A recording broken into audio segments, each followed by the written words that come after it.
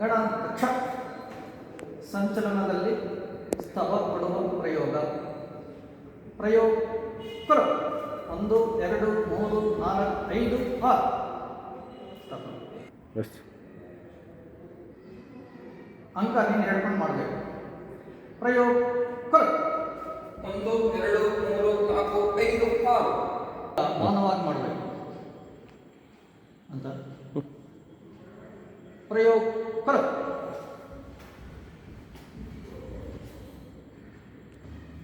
ಈಗ ಅಂಕವ ಆಜ್ಞೆಯನ್ನು ಜೋಡಿಸ್ತೇನೆ. ಪ್ರಯೋಗ ಕೃ ಗಣ ಥವ ಏಕ್ ದೌ ಆಜ್ಞೆಯನ್ನು ನೀನು ಹೇಳ್ಕೊಂಡು ಮಾಡಬೇಕು. ಪ್ರಯೋಗ ಕೃ ಗಣ ಸ್ತವ ಏಕ್ ದೌ ಎರಡು ಹೆಜ್ಜೆ ಹೆಚ್ಚು ಸೇರಿಸಿ ಮಾಡಬೇಕು. ಅಂಕತಲ ನಾನು ಹೇಳ್ತೇನೆ.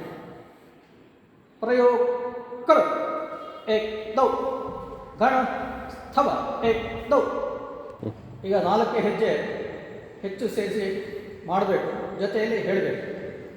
ಪ್ರಯೋಗ ಕೃ ಏಕ್ ದೌ ಗಣ ಸ್ತವ ಏಕ್ ದೌ.